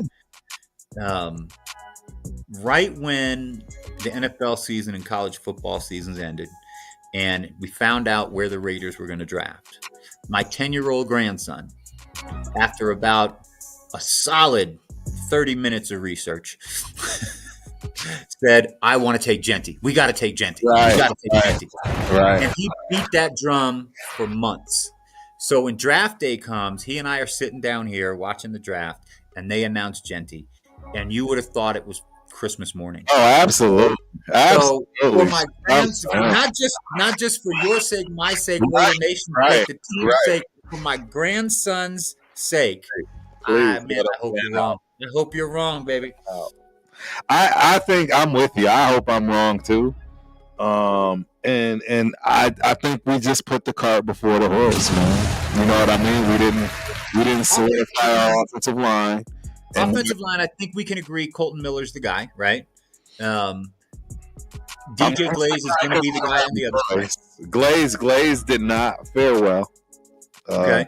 But he's going to be that guy on the other side. He played well last year. He exceeded expectations last year. Let's hope we see that. That's what I was going to say, because guess what? Just because you have a sophomore slump doesn't mean you're bad either, and that's my point. You can't just automatically assume he's going to take the lead. The only time we assume and absolutely expect you to take that next level step is after year 3. There's no question after that. Year 3 is make it or break it. It's usually contract, right? All kinds of other things that go along with that. This is why everybody's on Trey Tucker's ass right now. It's year 3. Well, where I was going with that is that I feel pretty comfortable with Miller and Glaze, right? More so, obviously, with Miller than Glaze. Correct. But the inside of that, line, especially with the stuff going on between JPJ and Meredith, I don't know. I'm going to be right back. I got to run for just 1 second. I'll be 30 seconds. Yeah, no, do your thing. Hell yeah, do your thing. I'll get through all of our outstanding chat members. ALC for Joe Miller, man.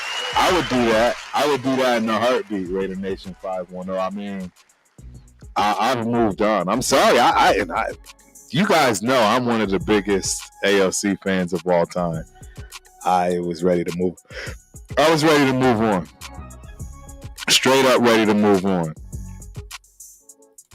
Everyone was wrong about Hurts. I know 2 people that knew. Everyone is just as wrong with Shedeur. I'm with you, Reese. 100%. Hands down with you in terms of that. Yeah, I don't know any other way to say it.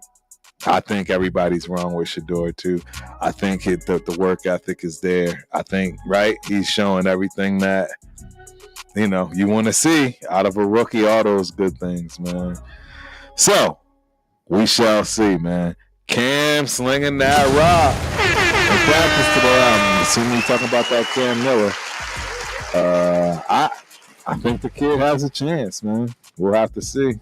We'll see if all those rumors are true about them trying to, call for him, to see if we're willing to do something. That's what they've been saying.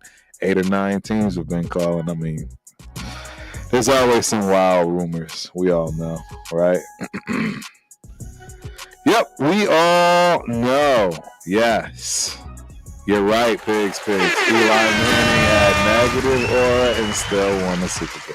Eli Manning always just had that stupid look on his face too. That used to bother all of his All them Giant fans, they couldn't stand. It didn't matter whether he threw a pick or a touchdown. It was that same stupid look.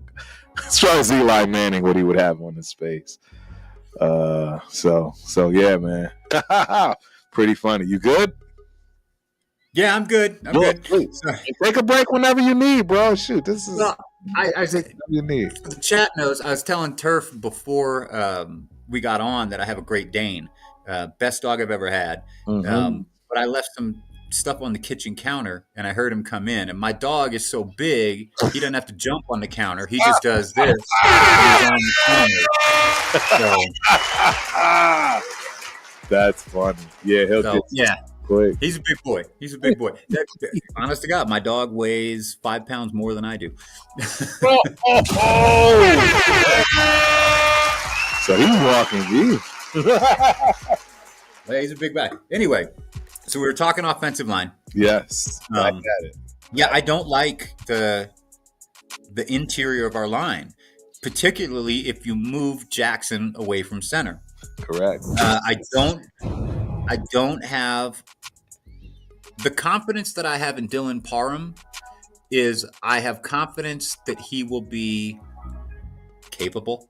Right. You know, the confidence that I have in Alex Kappa is less than that. The confidence that I have in Jordan Meredith, who I like a lot. And by the way, his mom is the cutest thing ever. You met her in Denver, and you've never seen her. Meredith wasn't even playing yet. But right. he was on the team, and you've never seen a mom so proud of her son. She's the sweetest thing. But I like him. Here's the problem with that is, do I trust him more than I trust Parham? I would say yes, but then I would also ask myself, but is it because I like him and his mom was cool? Right. I don't know if I should answer that. You've been a little biased. You know what I mean? Yeah. So the interior, and then, you know, the rookies we drafted, I don't even know what to think of them. I mean, we don't know anything yet. We have no data. So I feel really confident in Colton Miller. I feel pretty confident in DJ Glaze. As long as we keep messing around and moving Jackson to guard, I don't – those three interior pieces, I don't know, man. I don't know. It could go bad. I'm nervous because I think it's too late to move them back. I'm taking one from Rundown's page. Shout out to Rundown. He thinks it's too late. He thinks it's time to just move forward. Keep Meredith at center. Keep Jake. Because the bottom line is, when do we give these guys a chance to gel? Well, how? You can't keep switching these positions and all of a sudden now they're going to play well together? It's true. I mean, think about the last great offensive line we had, right? I can still name them for you. Right to left. Right. Lincoln Kennedy, Frank Middleton, Barrett Robbins, Mo Collins, Barry Sim. And those guys were together for years. They were together for years. Takes time. Right? So, yeah, I tend to agree with you there. You have to give them time to gel, to know the calls, to know their responsibilities on the calls. So, yeah, I would say that I feel about the offensive line the same way, well, similar to the way I look at our corners, and that is just a lot of unknowns. Right. You know? Yeah, it just makes you uneasy. It makes you uneasy. So then we go out to wide receiver, where I've already told you Trey Tucker's going to have a breakout year. Right. Gino can throw that. Gino can spin it. Gino can spin it. Right. And I think Trey Tucker is going to be the primary beneficiary of that, because even though we're all excited about Thornton, the knock on him was limited route tree. Right. That was a knock on him. Tucker doesn't have that. Tucker, this is his third year, you know. So I expect a lot more from him. Now, am I still high on Thornton? Yeah. How could you not be? How could you not be? Dude,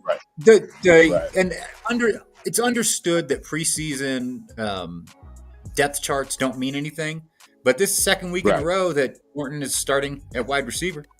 He's listed as the one, you know. So yeah, I'm super excited about him. This Bachman kid has been. You could look at him and say, "Oh, he's been a revelation," but then you could also go back and look at through Raiders history, just the sheer number of receivers that look dominant in the preseason, and then you never hear from them. Right. My personal favorite would be Kenny Shedd.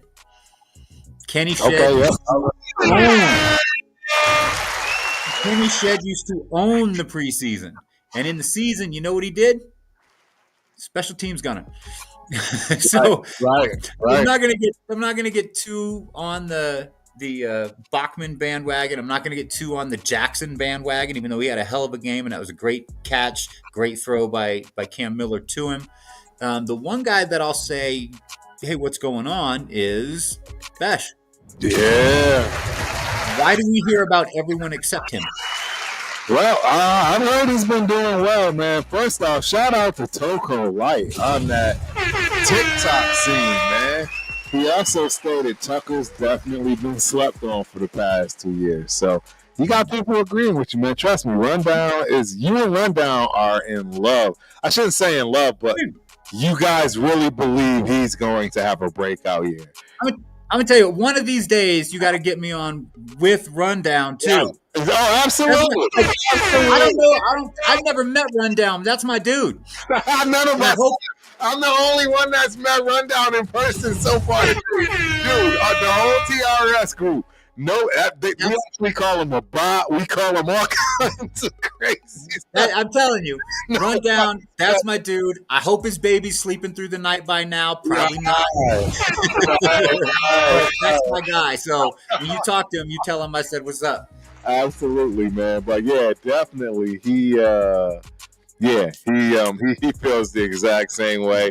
A lot of people are like, bro, it's Tucker's year. I hope everybody's right because, man. Well, like I said, I mean, it's not just, I mean, obviously all of it is speculation and wishful thinking and all that. But when you look, particularly in Tucker's case, if you look at what he did last year, he was getting a step on people.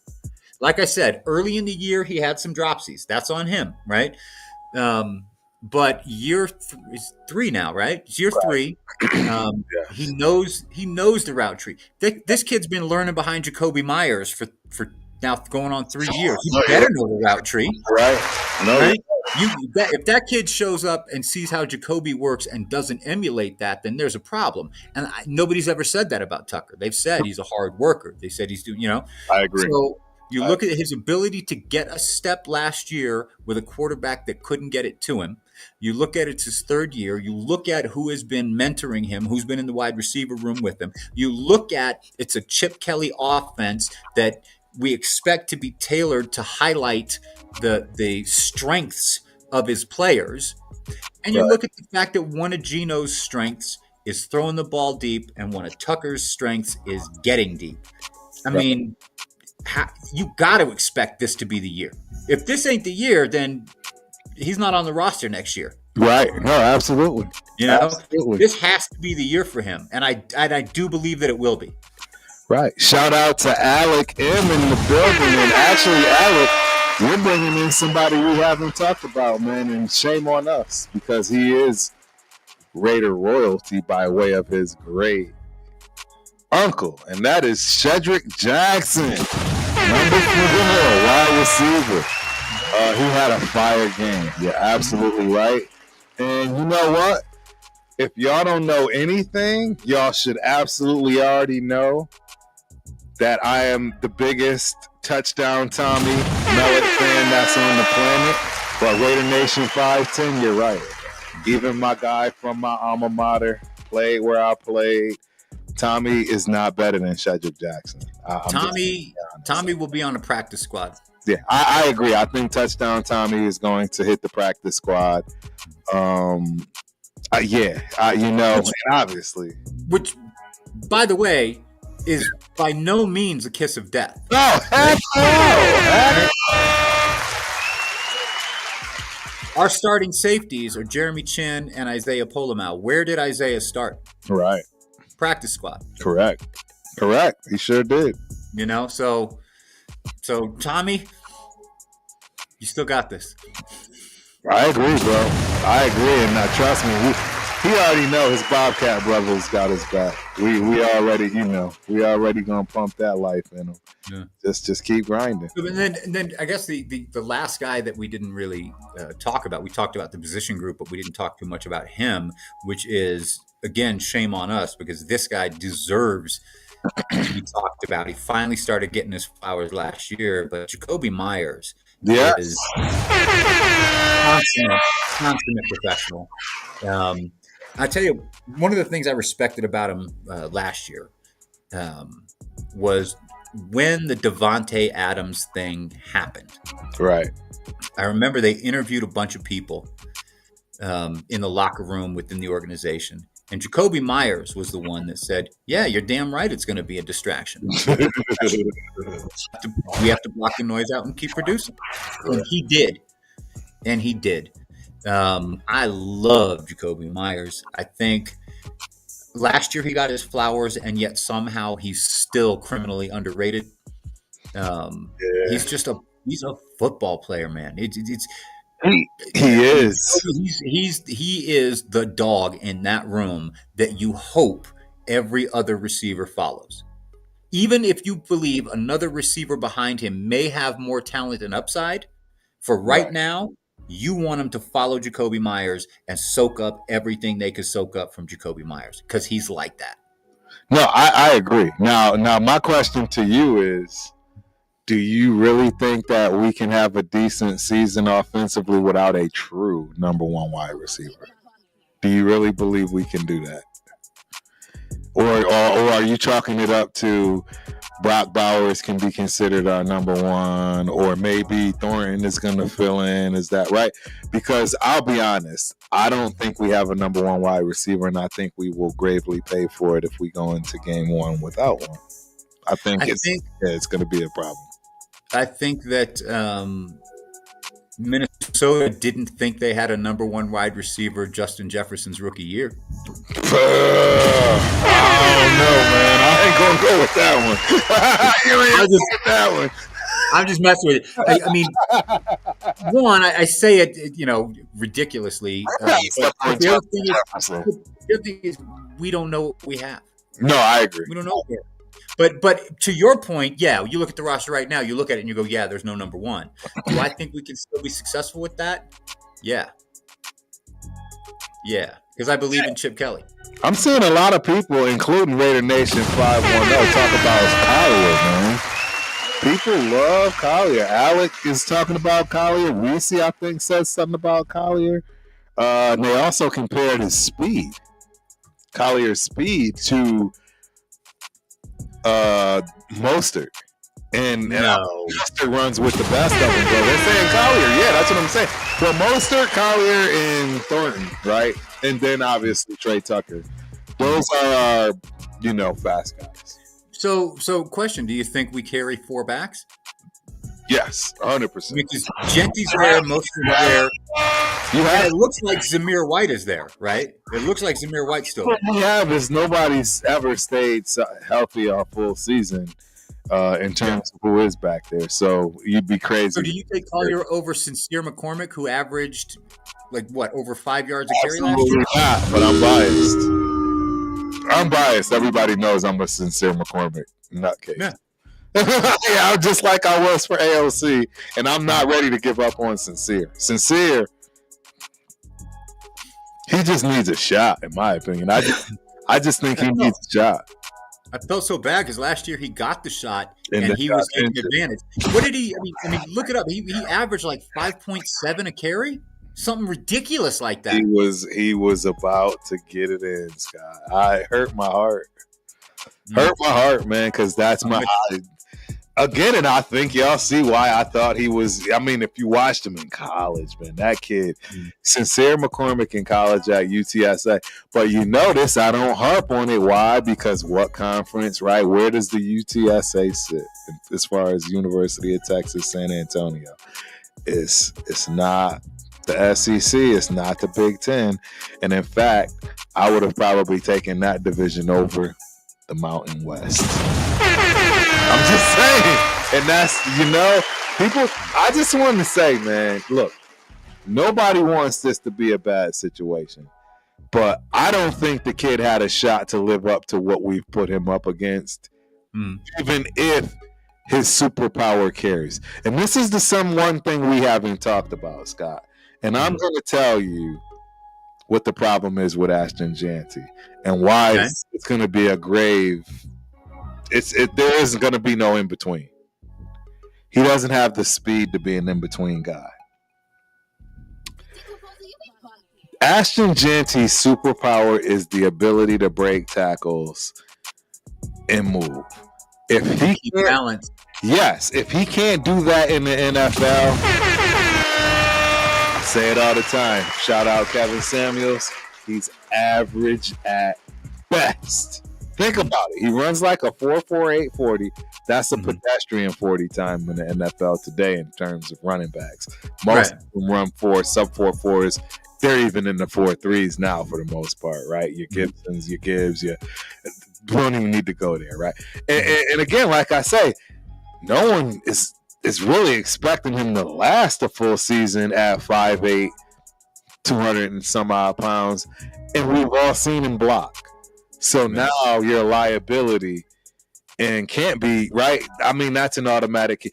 He's got a lot of things to overcome. And that, we didn't even talk about the offensive line, bro. We talked about the offensive line, bro, and we agree. We agree. I mean, in terms of the running game and how that's going to fit with Ashton Janty, because you want to know what's funny? And now I'm really going to they're going to call me the biggest hater of all time. Okay. Ashton Janty and Zamir White have the same running style. It's the same. They have no shakes. They have no shakes. They run downhill. They run off tackle. They break tackles, and they're power backs. They are not shifty guys. You're not talking about a Shady McCoy or Charlie Gardner who could shake you in the phone booth. That's not Ashton Janty. He needs to hit. He's not a fast guy. He runs a 4.48 40. So if the hole closes fast that Mozart can get through, Ashton Janty can't. And if he's not, no. If he doesn't have the superpower that he had in college, which is breaking tackles, he's going to be average at best. No, hold on, because you talk about the hole closing, right? And you have to have that speed to get to the hole, right? You have to have it. That is timing and IQ as well. I agree.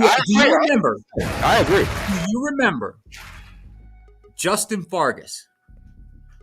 Oh, absolutely. Justin Fargas? What did Justin Fargas do? Justin Fargas ran into his right guard and left guard's ass all the time. All the time. He was a dog. You know how many times he got tackled by his own offensive line because he hit the hole before there was a hole? Right. Speed ain't everything. No, you got no. And that's the thing. See, so I can admit this. That was my problem was I didn't have those gears. See, you're hitting it right on the head. Justin Fargas had the same problem I had, meaning that I don't have the ability to start and stop and have that gear and get to where I need to get to, like a Mostert that can just hit first, second, third gear like nothing. Me, I gotta hit it and I can't slow down and get back to hitting it again. Right. Them dudes can, right? A Barry Sanders, he's hitting every gear, every which way, full speed each way. I hit it and man, I gotta fall forward and find a gap and just get what I can get. I don't have that stop start and that type of a quickness and top end speed. But I think Janty does. Either I don't think he does. I think Ashton Janty played in the Mountain West, and the people that he did have to break tackles from, he's never going to see in the NFL. None of those guys are ever going to make it in the NFL. What kind of bet do we want to make? What kind of bet do we want to make? I don't want to put nothing bad on this young man. I want this man to prove me wrong. You know what? That's 100% fair. I don't want to put you in a situation where all of a sudden it's Sunday and you're going, God, I hope he doesn't get 20 more yards. I don't want none of that. You're right. When you're right, you're right. I want the opposite. You're right. Again, I don't think, no matter what, I think the kid has a good career. I don't think he has a number 6 draft pick career. I don't see. And that's the big difference. That is the huge difference. And again, I told you why. I think we put the cart before the horse. You already saw he had nowhere to run. So what do you think happens if first couple of games, Genty's ineffective, and Pete says, Raheem, you're the man up? Yeah, and then he pops. It's going to be a problem. Do you think? Well, so then what does that have to do with offensive line? Well, I just told you why. Because when that offensive line can create that hole that only a Kareem Mostert can hit based on that speed element, all right, that's the problem. And that's what I'm trying to say. See, that is going to be probably the problem we have, is that we don't have a line where things are gelling, or even we don't even know what yet. So those holes, that's the thing about the NFL. It is quick. It's the speed of the game. Holes close drastically fast. And that's why you're seeing the Gibbs, the Buckies, right? These guys are quick. I guarantee you these guys are running serious 40s in that first 10 yards, and they pop through these creases like nobody's business. Right. These other guys don't have that. And if they don't have vision on top of that, you're seeing them running into the backs and not getting much yards. But I mean, and I don't think that's going to be Ashton Jeanty at all. Right. My biggest fear is that he's just not fast enough. You know what I mean? Just think about it. Think about it if the roles are turned and we're using Adams as a linebacker to run down Jeanty. Adams is faster than Jeanty. Right. You see what I'm trying to say? Like, he ain't faster than Mostert, though. So what you're saying is, you put him in the pass game with Mostert, he's not faster than Mostert, so they got to get that linebacker off of Mostert. So you're saying what I was saying last year, right? We should have kept Josh Jacobs? Absolutely. At this point, I can agree with that. So, listen, we've been on a while. I gotta go. I'm talking to you. Oh, we always do. Like I said, in chat, I love you. Turf, you know I love you. We could just be sitting at a sports bar drinking a beer and eating peanuts, and having these same conversations. And I appreciate you having me on. I'll come on any damn time you want to, because I've met you. I know you. You're a real ass dude. I love you. I'm going to say one thing before I go, because as a kid, I was super high on last year. Yeah. And everybody's shitting on right now. Thayer Munford, keep your head up. It gets better. You got this. We do want Thayer to do some your rundown, but I got to get. You know what? You're coming up on the next Turf and Rundown, buddy. All right, baby. Yeah, we're gonna have you on the show. Hopefully, everything works out. You're in town or something. But yeah, we're going next Turf and Rundown. It's Monday, so next Turf and Rundown, man. Hopefully, you're available. All right, brother. It's good seeing you. I'll talk to you later. I'll probably see you. Thank you, bro. Absolutely appreciate it, man. Peace. And ladies and gentlemen, that is my guy. You already know, man. I could talk to Mr. Boe all day, every day. It was so much to talk about. Yeah, we were definitely about to get into it with the Shador stuff. I get it though. I see all the sides. I just don't think everybody looks at all the sides. And then you just got to have those other intangibles as far as knowing what's really going down, right? You know what I mean? I'm trying to think of. It's been a situation like that where I didn't really care for a player until I realized I had the wrong narrative, let alone, right, listening to the media, things along those lines. So, that can easily happen, man. Alec, trust me, man, I'm not hating my guy. I agree. I think he's going to do well, too, man. I really do. Just not pick that 6 in the first round well. You know what I mean? I just don't see it. I don't see that. So there's a lot going on, man. This was an excellent, well overrun show. I don't get Mr. Boe all the time, man. Pause. So next time we're gonna have Cammy pull up. you guys are lucky enough to see them in person at a game, trust me, they never turn people away to take pictures, all that good stuff. You are in good hands. That is my brother, man. And as you can see, he talks ball. That man talks ball. Shout out to John Leon in the building. Salute Nation. ALC needs to go. I'm with you, John. And everybody knows, even me saying that right there, man. I've been the biggest ALC supporter. I even think ALC, if he, looked at my content, you know what I mean? I think he would agree, man. You supported me. I earned this. I earned this getting chucked to the side, and he earned it. Like, this is this third year. He's supposed to come out. He was supposed to come out making everybody wonder, is Gino the guy for the job? But we know Gino's the guy. Didn't do his job, so not from that respect. So it is what it is. But anyhow, man, everybody keep pouring in. It's time to go, man. Real talk. 8:05, man. If you weren't always on when I was on, man, I would have been had you on the show. We have to figure that out one of these days, man. We'll have a show. I cannot wait to chat and just chop it up with 8:05, man. That's gonna be a show. Maybe we'll do that in person. Real talk. Maybe we do that one in person, right? Yeah.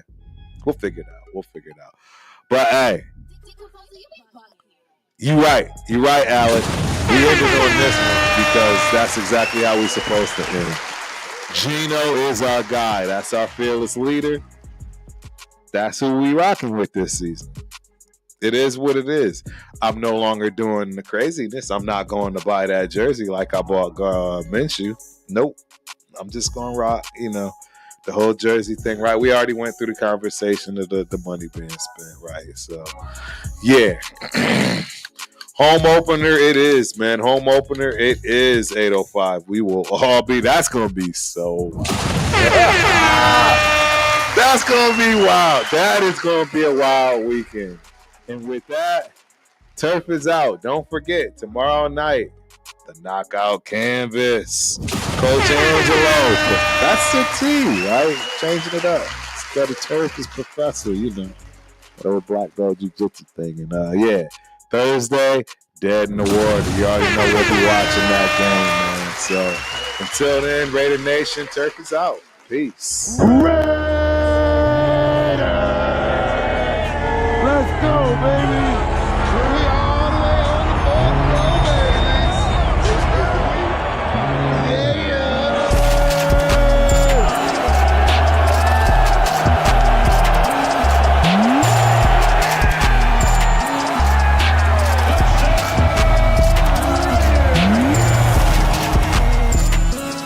You look good in that silver and black. Talk about the game, so I'll be handing out cards and everything. I'll be at every Raider game.